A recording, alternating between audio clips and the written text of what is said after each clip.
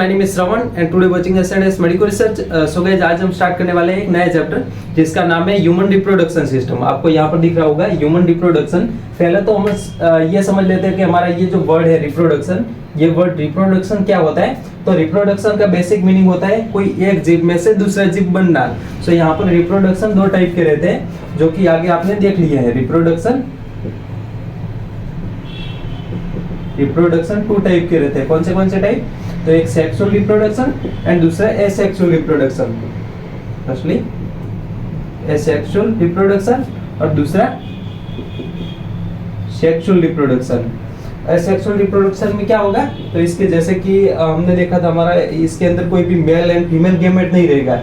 इसके अंदर कोई भी मेल एंड फीमेल गैमेट नहीं रहेगा। मीन यहाँ पर इसके जैसे कि हमने अमीबा में देखा था बाइनरी फिजन, जैसे कि फिजन है, हमारा बर्ड्स फॉर्म होना है, फॉर्मेशन ऑफ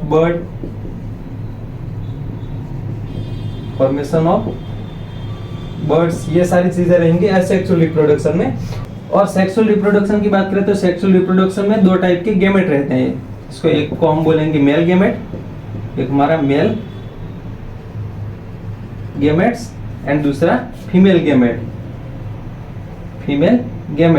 ओके, सो ये male gamete and female gamete रहेंगे, वो हैप्लॉइड सेल रहेंगे, जो आगे हमने देखे हैं हमारे जो मियोसिस डिवीजन इनमें, इसमें हमने देखा था जो मेल एंड फीमेल गैमेट रहेंगे ये हैप्लॉइड रहेंगे। ये मेल गैमेट भी हैप्लॉइड एंड फीमेल गैमेट भी हैप्लॉइड रहेगा। आगे हमारा मेल एंड फीमेल गैमेट का फर्टिलाइजेशन होगा, यहाँ पर इस तरह से फर्टिलाइजेशन होगा।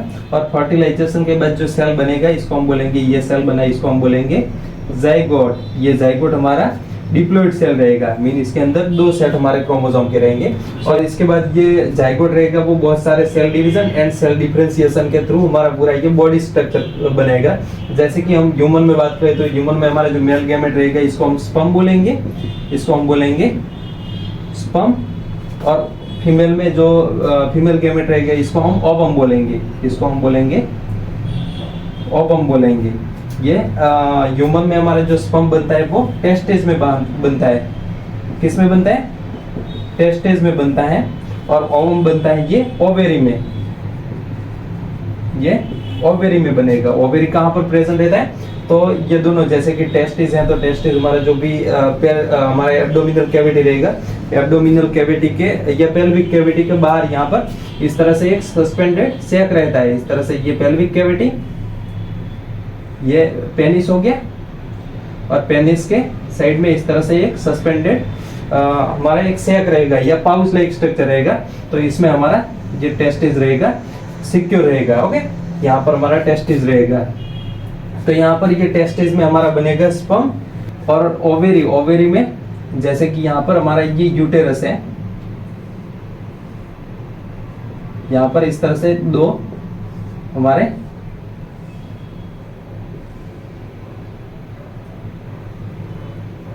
यहाँ पर इस तरह से ये फैलोपियन ट्यूब रहेगी।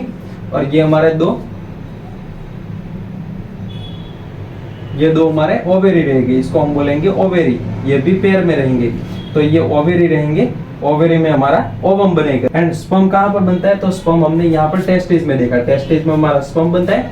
इसके बाद ये टेस्टिस में से बाहर निकल कर ये हमारी सारी जो एसेसरी डक्ट रहेंगी, एसेसरी डक्ट यहाँ पर इस तरह से ये एपिडिडिमिस है।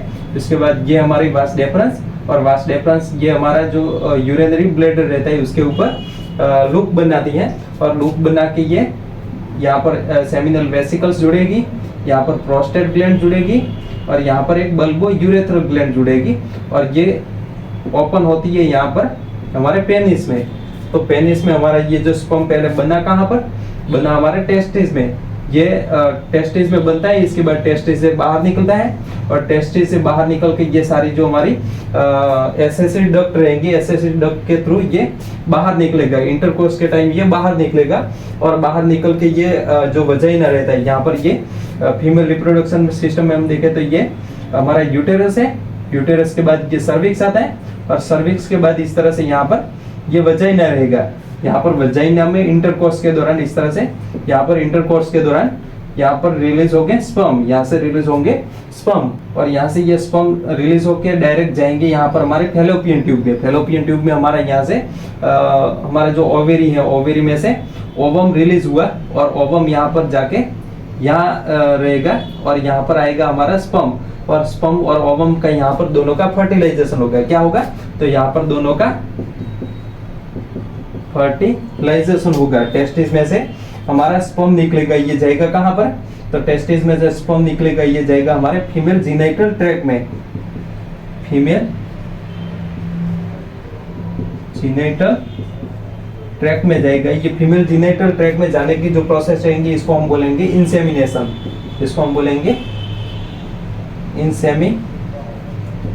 आपको याद रखना है, ये जो टर्मिनोलॉजी आपको याद रखनी है, इंसेमिनेशन, इसको हम बोलेंगे। टेस्टिस में से बाहर निकलकर हमारे जो इंटरकोर्स के दौरान फीमेल जीनाइटल ट्रैक्ट में स्पर्म का रिलीज होना, तो इसको हम बोलेंगे इंसेमिनेशन। यहाँ पर ये जो स्पर्म यहाँ से रिलीज हुआ तो इसको हम बोलेंगे इंसेमिनेशन। और इसके बाद इंसेमिनेशन के बाद यहाँ पर फीमेल जीनाइटल ट्रैक्ट में ये फैलोपियन ट्यूब में ये जो हमारा स्पर्म रहेगा कहाँ पर जाएगा? इंसेमिनेशन के बाद ये फैलोपियन ट्यूब में जाएगा, फैलोपियन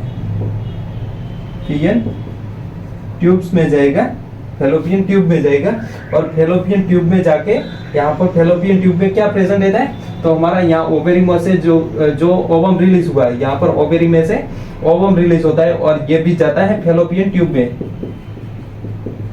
फैलोपियन ट्यूब में जाता है। और फैलोपियन ट्यूब में हमारा ये स्पर्म, यहाँ पर ये स्पर्म एंड ओवम दोनों का फर्टिलाइजेशन होगा। यहाँ पर क्या होगा? तो यहाँ पर स्पर्म एंड ओवम का फर्टिलाइजेशन होगा। यहाँ पर फर्टिलाइजेशन होगा। यहाँ पर क्या होगा? तो फर्टिलाइजेशन होगा। और फर्टिलाइजेशन होने के बाद यहाँ पर जाइगोट बनेगा। आप यहाँ पर देख सकते हैं, यहाँ पर फिर से मैं यहाँ पर दिखाऊं तो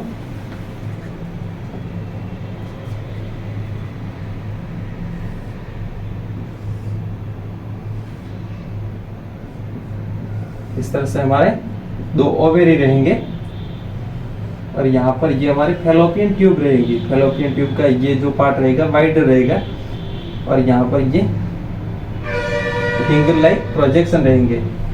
सेम इसी तरह से यहाँ पर भी ये फिंगर लाइक प्रोजेक्शन रहेंगे। और ये सर्विक्स हो गया, यहाँ पर ये सर्विक्स हो गया और ये सर्विकल कैनाल होगी, ये सर्विकल कैनाल होगी। और सर्विकल कैनाल के बाद ये ओपनिंग होती है वजाइना में, तो ये होगी वजाइना, वजाइना, सर्विक्स एंड ये हमारा यूटेरस, ये हो गया फीमेल में यूटेरस। और ये ओवेरी और ये हमारा फैलोपियन ट्यूब, ये फैलोपियन ट्यूब। और ये फैलोपियन ट्यूब का जो पार्ट रहता है इसको, ये वाइडर जो पार्ट रहता है इसको हम बोलेंगे एम्पुला, इसको हम बोलेंगे एम्पुला। और यहाँ पर जो नैरो पार्ट रहता है इसको हम बोलेंगे इस्थमस। तो यहाँ पर हमारा ये जो ओवम रिलीज होता है तो यहाँ इसका फर्टिलाइजेशन होगा। फर्टिलाइजेशन के बाद ये यहाँ पर इस्थमस में जब आएगा तो इस्थमस में इसके 16 सेल वाली स्टेज रहेगी। सपोज दैट यहाँ पर जाइगोट बन गया, ये जाइगोट आगे 2 सेल में डिवाइड होता है इस तरह से, ये भी आगे 2 सेल में इस तरह से डिवाइड होगा। तो ये आगे इस तरह से 16 सेल वाली जब स्टेज होगी तो इसको हम मोरूला बोलेंगे। और आगे हमारा ये जो मोरूला रहेगा ये ब्लास्टोसाइट में कन्वर्ट होगा। ये क्या बनाएगा? तो इसको हम बुलाएंगे ब्लास्टोसाइट्स, इसको हम बोलेंगे ब्लास्टोसाइट्स। और ब्लास्टोसाइट ये अटैच होता है हमारा जो यूटेरिन वॉल रहता है, ये हमारा जो यूटेरिन का वॉल रहता है इसके साथ ये अटैच होता है। ये अटैच यहाँ पर हम देखें तो आपको टर्मिनोलॉजी, ये जो सारी टर्मिनोलॉजी आपको याद रखनी है। Blastocytes, sites attach with uterine wall, uterine wall, ये अटैच होने की प्रोसेस को हम बोलेंगे इम्प्लांटेशन। क्या बोलेंगे? तो ये अटैच होने की प्रोसेस को इम्प्लांटेशन बोलेंगे। इसको हम बोलेंगे इम्प्लांटेशन। आपको याद रखना है। इंसेमिनेशन हमने क्या देखा, तो इंसेमिनेशन में हमने देखा था इंटरकोर्स के दौरान पेनिस में से स्पर्म का फीमेल जेनिटल ट्रैक्ट में रिलीज होना, तो इसको हम बोलेंगे इंसेमिनेशन और इम्प्लांटेशन। और इसके बाद फर्टिलाइजेशन देखा, तो फर्टिलाइजेशन में हमारे मेल एंड फीमेल गेमेट दोनों का फ्यूजन होना। और इम्प्लांटेशन में हमारे जो भी ब्लास्टोसाइट रहेगा, ब्लास्टोसाइट का यूटेरिन वॉल के साथ अटैच होना, तो इसको हम बोलेंगे इम्प्लांटेशन। और इसके बाद ये इम्प्लांटेशन के बाद ये जो ब्लास्टोसाइट रहेगा इसको हम बोलेंगे एम्ब्रियो, इसको हम बोलेंगे एम्ब्रियो। और ये एम्ब्रियो कुछ समय के बाद ये फीटस बनेगा, फीटस बनेगा। और फीटस 9 मंथ हमारा ये जो फीमेल का वॉम्ब या यूटेरस रहेगा इसके अंदर ये डेवलप होगा, develop in womb, in womb या यूटेरस।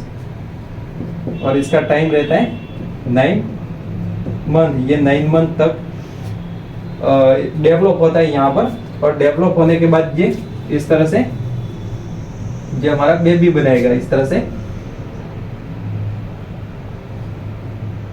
इसके 2 अपर लिम्ब रहेंगे और 2 लोअर लिम्ब, इस तरह से ये बेबी बन गया। अब ये जब बेबी बन गया तो बेबी बनने के बाद 9 मंथ में ये इसका डेवलपमेंट पूरा होता है और ये इसकी डिलीवरी होती है, बाहर इसकी डिलीवरी होती है, फीटस के बाहर डिलीवरी होती है, डिलीवरी होती है। और ये डिलीवरी ऑफ बेबी, इसको हम बोलेंगे पार्चुरेशन, इसको हम बोलेंगे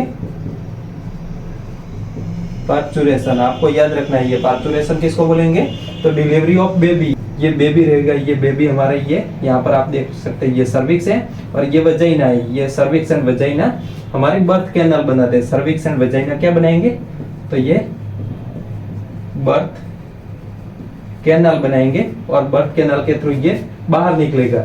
ओके, सो इसको हम बोलेंगे पार्चुरेशन। डिलीवरी ऑफ बेबी को हम बोलेंगे पार्चुरेशन। सो यहाँ तक आपको समझ में आ गया होगा। अब नेक्स्ट में हम देखते हैं ह्यूमन रिप्रोडक्शन सिस्टम में 2 टाइप के रिप्रोडक्शन सिस्टम, एक मेल रिप्रोडक्शन सिस्टम और दूसरा female reproduction system.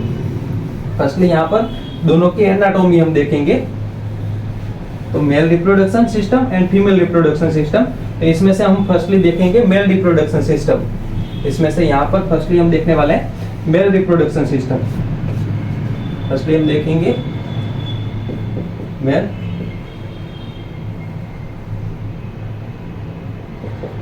Reproduction system, male reproduction system. तो इसमें मेल रिप्रोडक्शन सिस्टम में हमारे बहुत सारे ऑर्गेनल, जैसे कि यहाँ पर हम बात करें तो पेयर ऑफ, जैसे कि यहाँ पर pair of tastes, pair of tastes, हमारे 2 टेस्टेस रहेंगे, जिसको हम बोलेंगे पेयर ऑफ टेस्टेस, 2 टेस्टेस रहेंगे। इसके बाद एसेसरी डक्ट रहेंगे, एसेसरी डक्ट रहेंगे। उसके बाद हमारे कुछ ग्लैंड रहेंगे, ग्लैंड रहेंगे। और इसके बाद एक्सटर्नल जेनिटलिया, एक्सटर्नल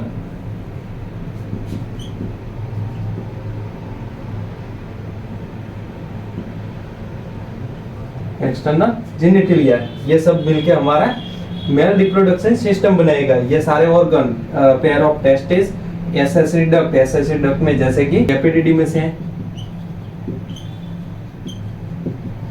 एपिडिडिमिस है। उसके बाद हमारा जो भी वास डेफरेंस रहेगा, इसके बाद वास डेफरेंस।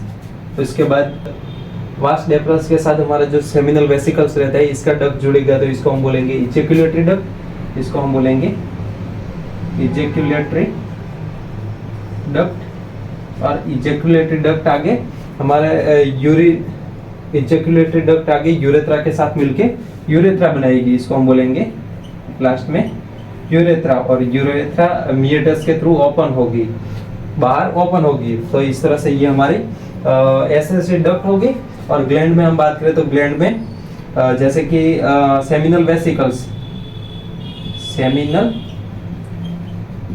वेसिकल्स हैं, प्रोस्टेट ग्लैंड है, प्रोस्टेट ग्लैंड है और हमारी bulbo urethral gland and bulbo urethral gland, ये सब मिलके हमारे ग्लैंड बनाएंगे। और एक्सटर्नल जेनिटलिया में आपको पता है जो पेनिस रहता है ये एक्सटर्नल जेनिटलिया बनाएगा, पेनिस रहेगा ये एक्सटर्नल जेनिटलिया बनाएगा। तो आपको यहाँ तक समझ में आ गया। अब ये जो सारे ऑर्गन मिलके हमारा मेल रिप्रोडक्शन सिस्टम बनाएंगे। तो इसको हम इंडिविजुअली, ये जो सारे चीजें रहती है इसको हम इंडिविजुअली देखने वाले हैं। तो फर्स्टली यहाँ पर स्टार्ट करते हैं हम टेस्टिस से। फर्स्टली यहाँ पर पेयर ऑफ टेस्टिस, जो टेस्टिस रहते हैं ये टेस्टिस पेयर में रहते हैं और इसका जो शेप रहता है, इसका शेप रहता है, शेप कौन सा रहता है? तो शेप रहता है ओव्यूल शेप, ओव्यूल शेप। और ये लोकेटेड रहते हैं, इसका लोकेशन क्या रहता है?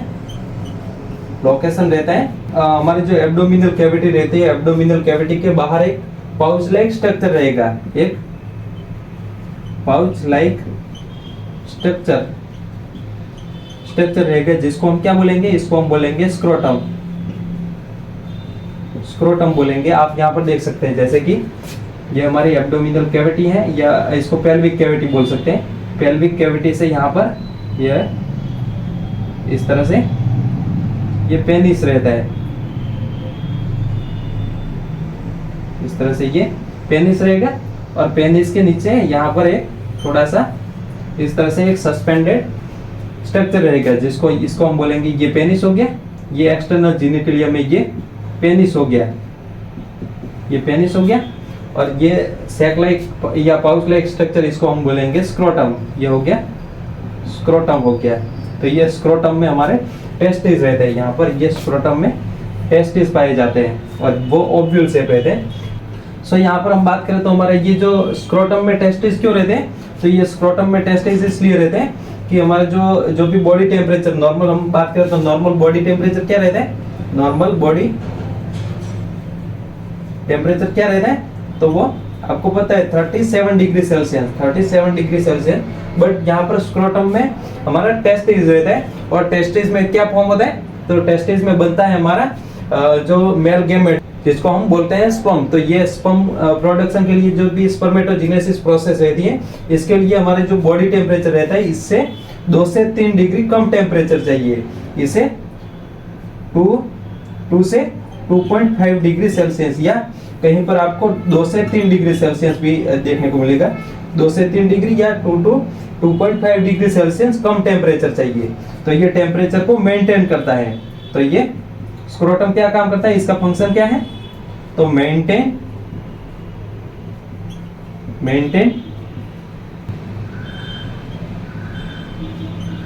Temperature 2 to 2.5 degree Celsius less than normal body temperature. Okay, ये आपको समझ आना है। नॉर्मल बॉडी टेम्परेचर से 2 से 3 डिग्री टेम्परेचर कम मेंटेन रखता है। यहाँ पर ये 2 से 3 डिग्री कम टेम्परेचर मेंटेन रखता है। हमारी बॉडी का टेम्परेचर यहाँ पर 37 डिग्री रहेगा, बट यहाँ पर ये 35 डिग्री रहेगा। 2 से 3 डिग्री मतलब 35 डिग्री सेल्सियस के अराउंड यहाँ पर टेम्परेचर मेंटेन रहना चाहिए। तो इस वजह से ये हमारे जो पेल्विक कैविटी रहेंगे, पेल्विक कैविटी से यहाँ पर एक पाउच लाइक स्ट्रक्चर में ये सस्पेंडेड रहेंगे। कैसे रहेंगे? तो सस्पेंड रहेंगे। और आपको पता है जैसे कि आपने ऐसा नोटिस किया होगा, जैसे कि सर्दियों की मौसम रहती है, तो सर्दियों के मौसम में ये जो स्क्रोटम रहेगा वो एकदम यहाँ पर कॉन्ट्रैक्ट हो जाएगा। इसके जो भी क्रेमेस्टर मसल रहेंगे ये एकदम कॉन्ट्रैक्ट हो जाएंगे और हमारी जो पेल्विक कैविटी रहती है, पेल्विक कैविटी के अंदर हमारे स्क्रोटम चले जाते हैं। तो ये भी टेम्परेचर मेंटेन की एक सिस्टम रहती है। और जब गर्मियों की सिस्टम रहती है तो गर्मियों के सिस्टम में हमारे ये जो मसल रहेंगे एकदम रिलैक्स हो जाएंगे। सो इसकी वजह से ये यहाँ पर इस तरह से सस्पेंड रहेंगे। सो ये हो गया स्क्रोटम। और स्क्रोटम में हमारा टेस्टिस रहते हैं। और टेस्टिस का हम डायमीटर की बात करें तो यहाँ पर टेस्टिस का डायमीटर की बात करें तो इसकी जो लेंथ रहेगी और इसकी चौड़ाई, इसकी लेंथ की हम बात करें तो 4 to 5 सेंटीमीटर, 4 to 5 सेंटीमीटर। और चौड़ाई की बात करें तो चौड़ाई में 2 to 3 सेंटीमीटर, 2 to 3 सेंटीमीटर ये इसका डायमीटर रहेगा।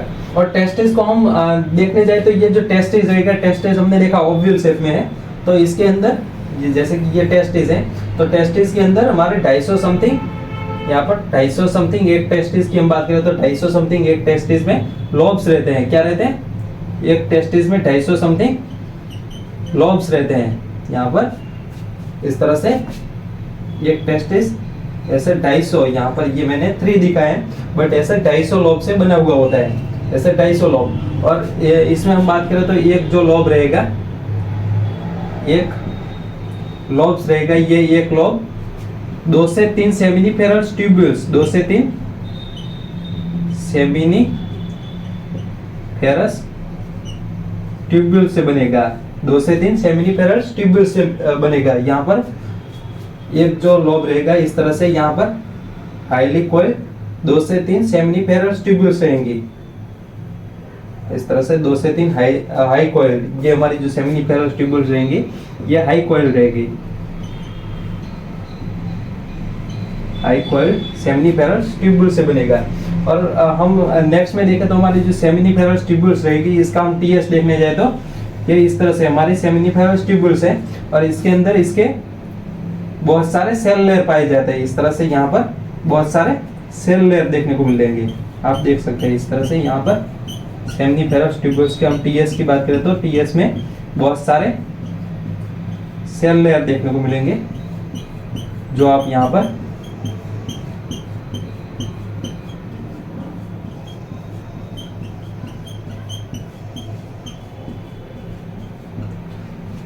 और इसके जो सेंटर रहेगा, सेंटर में खाली जगह रहेगी, सेंटर में ये स्पेस रहेगा, तो यहाँ पर हमारे सेंटर में रहेगा स्पर्म सेल, यहाँ पर सेंटर में स्पर्मेटोजोआ रहेंगे। और ये पहले हम बात करें तो ये हमारे सेमिनिफेरस ट्यूब्यूल्स हैं, और इसमें मल्टी सेल लेयर रहते हैं, मल्टी सेल लेयर रहेंगे। और ये मल्टी सेल लेयर में पेरिफेरल सेल लेयर की बात करें तो पेरिफेरल सेल लेयर में हमारे जो सेल रहेंगे इसको हम बोलेंगे स्पर्मेटोगोनिया सेल। कौन से सेल? Spermatogonia cell. वैसे हम स्पर्मेटोजेनेसिस जब देखेंगे तो ये सारी हम चीजें समझने वाले हैं, बट अभी के लिए आप याद रख लो, ये हमारे स्पर्मेटोगोनिया सेल और दूसरे हमारे जो सेल रहते हैं यहाँ पर 2 टाइप के, हमारे सेमिनिफेरस ट्यूब्यूल्स में एक स्पर्मेटोगोनिया सेल, ये इसको हम जर्म सेल भी बोलेंगे, और हमारे दूसरे सेल जो रहते हैं इसको हम बोलेंगे, इसके बीच हमारे इससे दूसरे सेल भी रहते हैं, इसको हम बोलेंगे सर्टोली सेल। तो ये हो गया हमारे सर्टोली सेल, सर्टोली सेल, ये हो गए सर्टोली सेल। तो 2 टाइप के सेल कौन से spermatogonia cell and sertoli cell. और ये जो स्पर्मेटोगोनिया सेल रहेंगे आगे माइटोटिक डिवीजन के बाद प्राइमरी स्पर्मेटोसाइट बनाएंगे, तो हमारे जो प्राइमरी स्पर्मेटोसाइट्स रहेंगे ये भी आगे मियोटिक डिवीजन के थ्रू सेकेंडरी स्पर्मेटोसाइट्स बनाएंगे, और सेकेंडरी स्पर्मेटोसाइट्स आगे दूसरा मियोटिक डिवीजन करेंगे और स्पर्मेटिड में कन्वर्ट होंगे। तो यहाँ पर ये जो सेंटर में रहेगा ये स्पर्मेटिड्स, इसको हम बोलेंगे स्पर्मेटिड। हमारा जो स्पर्मेटोगोनिया सेल रहेगा ये 2n सेल रहेगा, और स्पर्मेटिड रहेगा वो हैप्लॉइड सेल रहेगा, ये हैप्लॉइड, ये इसको हम n बोलेंगे, ये इसको हम n बोलेंगे। और जो स्पर्मेटिड रहेगा ये सर्टोली सेल के ऊपर इस तरह से जुड़े रहेगा, यहाँ पर ये सर्टोली सेल है और हमारा ये स्पर्मेटिड, और ये स्पर्मेटिड आगे कन्वर्ट होगा स्पर्मेटोजोआ में। स्पर्मेटिड किस में कन्वर्ट होगा? तो ये बनेगा स्पर्मेटोजोआ, ये स्पर्मेटोजोआ। ये सारी चीजें वैसे आगे हम जो भी स्पर्मेटोजेनेसिस टॉपिक है इसमें हम देखने वाले हैं, बट अभी के लिए थोड़ा सा आप याद रखना है। तो हमारा ये स्पर्मेटोजोआ सेल बना, और यहाँ पर हमारे, तो यहाँ पर ये तो हो गया हमारे एक सेमिनिफेरस ट्यूब्यूल्स, यहाँ पर ऐसे एक लोब में 2 से 3 सेमिनिफेरस ट्यूब्यूल्स रहेंगे इस तरह से। यहाँ पर हमारा दूसरा सेमिनिफेरस ट्यूब्यूल्स, यहाँ पर आप देख सकते हैं ये, जैसे कि यहाँ पर इसके साइड में ये हमारा दूसरा सेमिनिफेरस ट्यूब्यूल्स, ये हमारा तीसरा, इस तरह से हमारा ये सेमिनिफेरस ट्यूब्यूल्स रहते हैं। तो ये सेमिनिफेरस ट्यूब्यूल्स के बीच हमारा ये जो स्पेस प्रेजेंट है, हमारा ये जो स्पेस प्रेजेंट है इसको हम बोलेंगे इंटरस्टिशियल स्पेस। इसको हम क्या बोलेंगे? इसको हम बोलेंगे इंटरस्टिशियल स्पेस, इंटरस्टिशियल स्पेस। और यहाँ पर 2 टाइप के सेल रहते हैं, कौन से? तो एक हमारे लेडिंग सेल, लेडिंग सेल्स, एक हमारे लेडिंग सेल्स रहे थे जो कि हमारे मेल एंड्रोजन जो कि सीक्रेट करता है मेल एंड्रोजेंस, हमारे जो एंड्रोजेंस हार्मोन रहता है, एंड्रोजन एक टाइप का हार्मोन है जो आपको पता है एंड्रोजन हार्मोन है, और ये बनता है लेडिंग सेल में। किस में बनता है? तो लेडिंग सेल में। लेडिंग सेल जो कि रहेगा हमारा इंटरस्टिशियल जो स्पेस रहेगा, इसमें दो सेमिनिफेरस ट्यूब्यूल्स के बीच हमारा जो भी स्पेस प्रेजेंट है इसमें हमारा लेडिंग सेल रहेगा। और दूसरे एक यहाँ पर दूसरे सेल भी रहेंगे जिसको हम मैक्रोफेज बोलेंगे, मैक्रोफेज बोलेंगे। और ये मैक्रोफेज का काम क्या है? तो इसका काम है इम्यूनोलॉजिकल डिफेंस,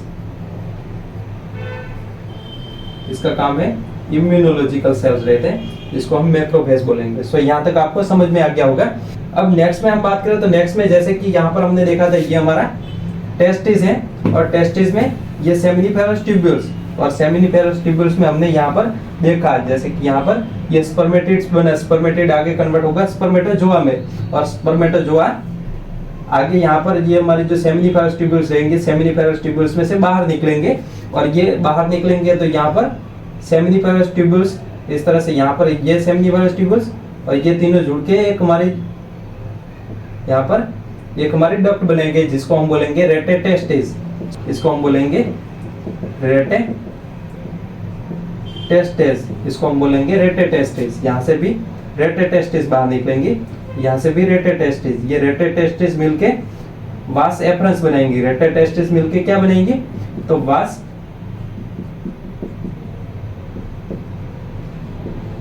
एफरेंसिया बनाएगी, इसको हम बोलेंगे वास एफरेंसिया। और वास एफरेंसिया आगे एपिडिडिमिस में ओपन होती है। यहाँ पर हमारा एक लूप लाइक स्ट्रक्चर रहता है, वो लूप लाइक हमारी डक्ट रहती है जिसको हम बोलेंगे एपिडिडिमिस, इसको हम बोलेंगे एपिडिडिमिस। और आगे हमारी एपिडिडिमिस ओपन होती है वास डिफरेंस में, जो कि आगे हम नेक्स्ट में देखने वाले हैं। सो यहाँ तक आपको समझ में आ गया होगा। सो इस वीडियो में हमने कवर कर लिया ओवरव्यू और टेस्टिस के बारे में, और नेक्स्ट वीडियो में हम एसएससी डक्ट, ग्लैंड एंड हमारा एक्सटर्नल जेनिटलिया इसको हम कवर कर लेंगे। सो गाइस तब तक please like my video, subscribe my channel and hit the bell icon. Okay, thank you guys.